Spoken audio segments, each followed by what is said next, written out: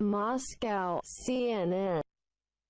Moscow, CNN. Russian Foreign Minister Sergey Lavrov has accused the United States of destabilizing the world, airing a list of grievances over the Trump administration's foreign policy.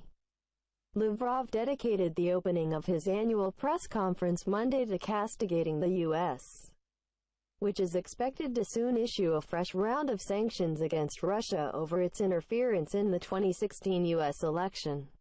Russia has long denied meddling in the vote.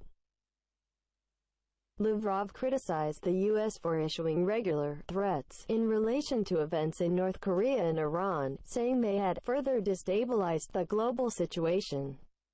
He did not mention President Donald Trump by name, but the U.S. president has issued stern threats to North Korea and Iran, sending a series of fiery Twitter posts attacking the leadership in both nations.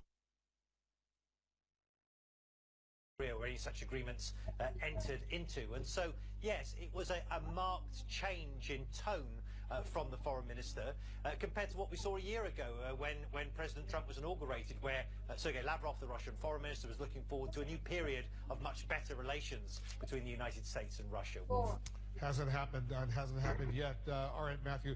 Thanks very much, Matthew Chance in Moscow. Let's talk a little bit more about Sergey Lavrov's comments and the developments involving North and South Korea. Bob Baer is a CNN intelligence and security analyst, former CIA official, also joining us from London right now, our senior international correspondent, Clarissa Ward.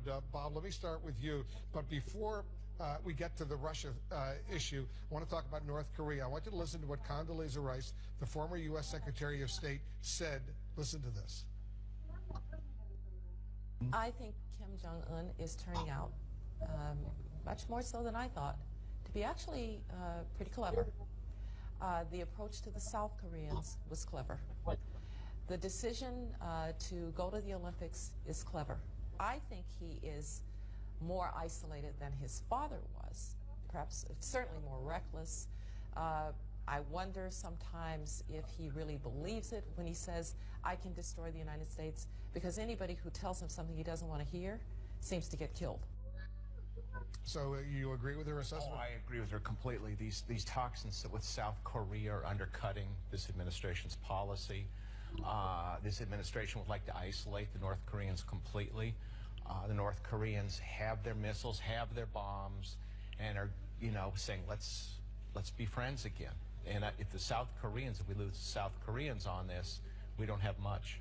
It's an important point. Clarissa, do Foreign Minister Lavrov's comments, this attack against the United States, not only involving Iran, but also North Korea, how does that serve Moscow's interests? Well, it's just incredible to me, Wolf, what a difference a year makes. I mean, this time last January, I was sitting in Moscow, and the Kremlin was trying very hard to keep a smirk off its face. People were grinning from ear to ear. They were quite literally thrilled at the result of the U.S. election, at the prospect of a much more Russia-friendly leader being elected as president of the United States. It didn't take long for that honeymoon period to sort of fade away, and I do think there was anxiety always about the fact that President Trump was an unknown commodity. But now we find ourselves at a stage where many Russians are privately telling me that they actually would have been happier if Clinton had been elected president. That is something I would have thought would be inconceivable to hear them saying before. And I think it's for a number of reasons. Obviously, the Trump administration under a huge amount of pressure politically to uphold sanctions against Russia. We've also seen the move to declare Russia Today and Sputnik as foreign agencies. And of course, though, at the end of the day, what we're looking at is a real disparity in foreign policy, where the U.S. Foreign policy not entirely clear, but we're hearing a lot of bellicose statements from the White House about Iran, about North Korea, about Syria, and specifically with Syria and North Korea. These are areas that the Russians had really considered themselves to be a main player at the negotiating table. So I think you're seeing a real chilling of the relationship. I think you're seeing a very ticked off Foreign Secretary Lavrov. And yes, it's just an extraordinary difference in such a short space of time. Yeah, certainly that U.S.-Russian relationship, Bob, certainly from the beginning of the Trump administration till now has dramatically deteriorated. Oh, absolutely. Clarissa's absolutely 100% right. This relationship with Russia is going downhill fast. They're worried about North Korea, that there could be a conflict, if accidental or intentional, and they're worried about Iran. Because if we withdraw that nuclear agreement from Iran, the Iranians will go ahead and start making a bomb again, and we will attack them. So there's these two theaters of war that the Russians are very worried about this. But the public lashing out by the Russians, Lavrov today, against the Trump administration is a lot more vociferous than President Trump's lashing out at the Russians. He doesn't usually do that. Very odd. You know what the Russians are going to do at this point, I don't know, but they're very worried about this president, his inconsistencies, his blustering, and the rest of it. And if the Russians are worried, I'm worried. Clarissa, what about these new talks that have now been scheduled between North and South Korea? It's a very dramatic development coming, just a few weeks before the start of the Winter Olympic Games in South Korea. Are people seeing this as a genuine thaw in relations between the two Koreas, or just game playing ahead of the Winter Olympic Games?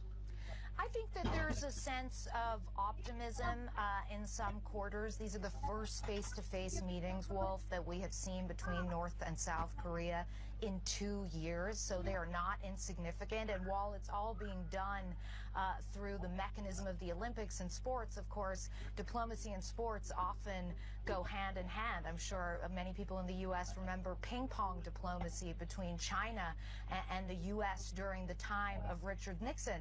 So I think this is clearly a crucial time, and everybody is kind of anxiously awaiting to see whether some kind of a thaw is indeed imminent, whether more pressing concerns, of course, relating to nuclear issues could indeed be reached, which is why you're seeing a lot of confusion, not just from Sergey Lavrov, who we heard from earlier in Russia, but from a lot of countries about why the Trump administration is just now kind of seemingly engaging in military preparation exercises or looking into military options for a military conflict or solution to the Korean Peninsula crisis. The timing of that seems a little awkward and a little gauche to a lot of analysts who would like to see everybody sort of standing quietly and supportively on the sidelines, cheering on these talks, seeing where they go. It's normal, of course, to have some kind of a military contingency plan, but between the debacle in Hawaii and the rhetoric we heard from President Trump in this Wall Street Journal article, I think there is some concern in some international quarters that maybe the U.S. is speaking out of both sides of its mouth at the same time, Wolf. Yeah, lots of confusion on that front as well. Speaking of what happened in Hawaii, Bob, does that false alarm and panicked a lot of people, understandably so. A ballistic missile warning was coming towards Hawaii. Does this underscore some national security threat potential, a vulnerability? Oh, I think it does, Wolf. I remember in 1988 we shot down an Iranian airliner, civilian airliner. The radar was bad. The guys working the radar didn't know it, and the chances of an accidental conflict with North Korea are always not that far off. And without some sort of hotline to Pyongyang, we'll always have that danger. It's not perfect, the radar. It took, more than half an hour for them to finally correct that false warning. That was a serious problem. They got to make sure it doesn't happen again. All right, guys, thanks very much, Bob Baer and Clarissa Ward. Up next.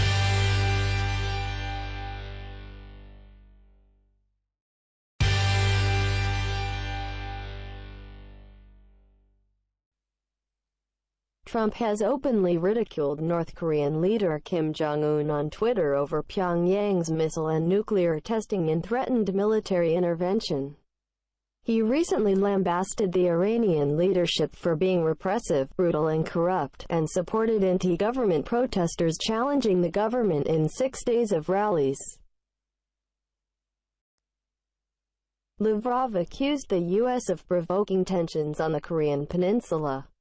The United States quite plainly says that the military confrontation is inevitable. However, everyone understands the catastrophic consequences of such recklessness, he said.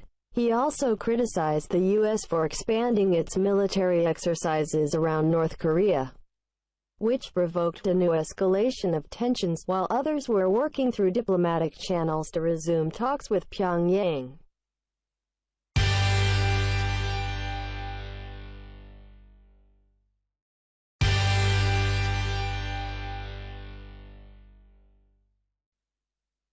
Lavrov warns U.S. on Iran deal. Lavrov warned the U.S. not to back out of the Iran nuclear deal. Trump had vowed to tear up the 2015 agreement brokered by the Obama administration, alongside several European allies, Russia and China. The deal obliges Iran to restrict its nuclear program in exchange for eased sanctions. Trump signed a waiver on Iran sanctions Friday under the deal, but signaled that he would not do so again. He has been under pressure from foreign allies and, according to U.S. officials, his own national security team to stick to the deal. The day he signed the waiver, however, Trump also announced new separate sanctions on 14 Iranian individuals and entities, in a move that has rattled Tehran.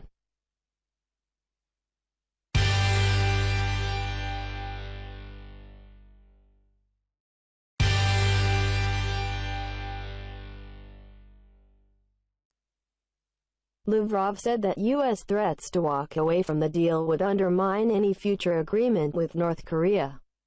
It's sad that United States once again gives a reason to doubt their ability to be reliable contract partners, he said.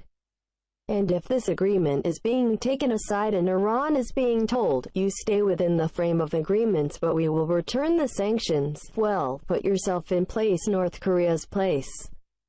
They are being promised that sanctions will be lifted if they say no to their nuclear program. What if they do it but sanctions are still there?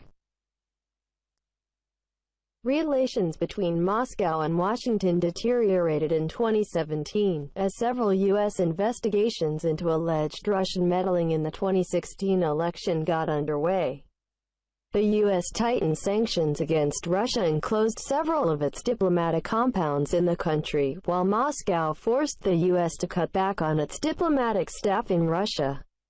Lavrov laughed when CNN asked if he regretted Trump's ascension to the presidency, given the diplomatic tumult, and whether he might now prefer it if Hillary Clinton had won the election.